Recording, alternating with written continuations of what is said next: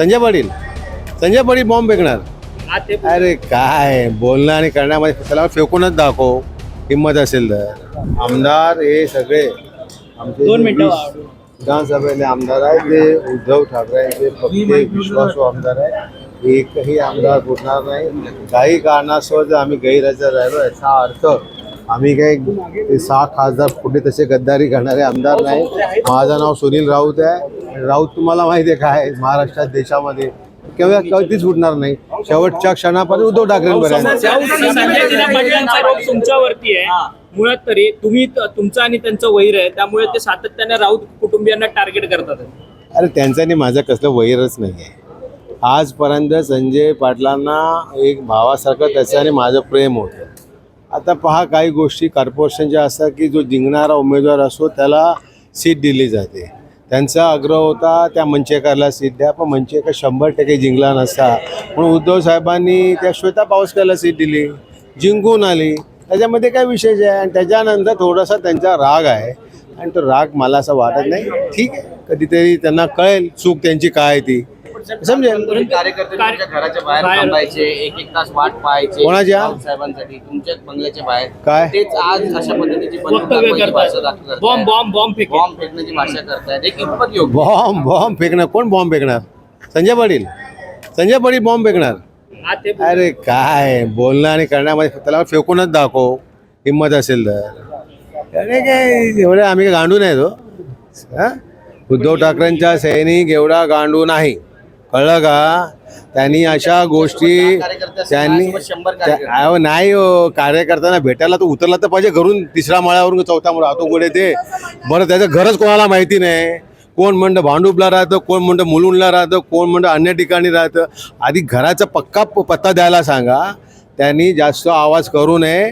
जर माझं तोंड उघडलं तर संजय पाटलांना या भागामध्ये फिरणं कठीण. अशा सगळ्या क्लिप्स माझ्याकडे आहेत की संजय पाटील फिरू शकणार नाही.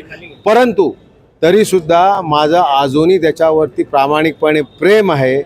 त्यामुळे त्यांनी या गोष्टी दादागिरीच्या आणि आमच्या विरोधातल्या गोष्टी करू नये.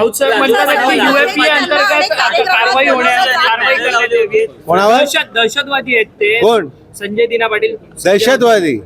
संजय पाटील दहशतवादी? ही कुठली दहशत त्यांनी केली हो? कुठली दहशत केली? काय केलं त्यांनी? त्यातल्या दहशत काही नाही. हे सगळ्या गोष्टी आहेत. या फक्त आता ते घेऊन फिरतील 2-4 काय त्या गाड्या कुठल्या तरी असतात ना त्या पोलिसांच्या, त्याच्यासाठीच ते गेले असावेत बहुतेक. ते म्हणते की मला पोलीस बंदोबस्त देऊ नका, पोलीस बंदोबस्त दिला तर मी मारू शकतो. त्यांना पोलीस बंदोबस्त पाहिजे होता म्हणूनच गेले. संजय पाटील हा अत्यंत शो बिझनेस आहे. स्वतः कुठे जरी गेले तर 12 गाड्या घेऊन फिरायचे. 12 नंबरचे नाही, 12 गाड्या घेऊन कुठेही. त्याच्यात ती जे आहेत ना 12 गाड्यात बसणारी लोक हेच तो त्याचे कार्यकर्ते. बाकी एकही कार्यकर्ता शोधून सापडणार नाही. संजय पाटलांना माझं आव्हान आहे की साधा शिवसैनिक सुद्धा तो घेऊन जावा. माझा उद्धव साहेबांचा एक सैनिक त्यांनी घेऊन दाखवा.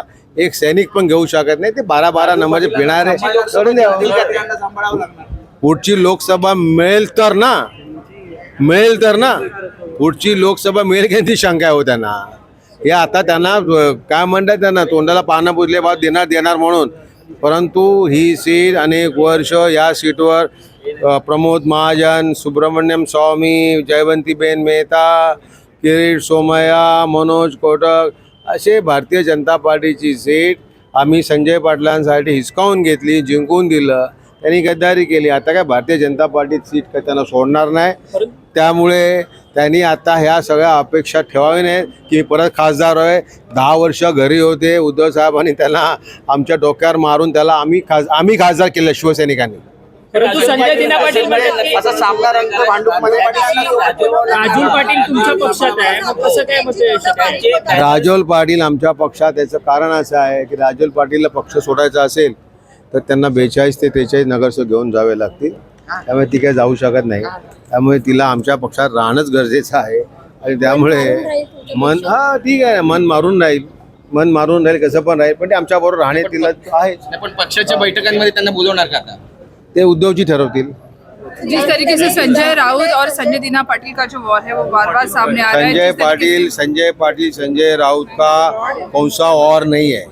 संजय पाटिल ने जो स्टेटमेंट दिया है उस स्टेटमेंट को जवाब दिया है कि हम भी मजबूत है, हम भी स्ट्रांग है, ऐसी धमकी देने की बात करो मत। हम लोग भी आप जिधर चाहे उधर आने के लिए तैयार है, हम फाइट करने के लिए तैयार है। तो वो बात करे नहीं, धमकी की बात हमको करे नहीं।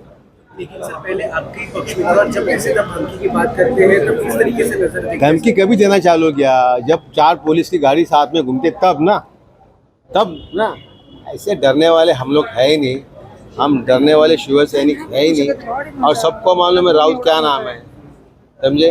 और संजय पाटिल ने भी ऐसी बात नहीं करना चाहिए। जिस थाली में खाना खाया है उस थाली में छेद नहीं करना चाहिए था, किया है। अब किया है तो जो कार्यकर्ता ने उनको बनाया उसके विरोध में एक भी वर्ड निकलना नहीं चाहिए। अब तुम गए ना, अब वहाँ सुखी रहो, आगे की सोचो कि खासदार कैसे बनेंगे।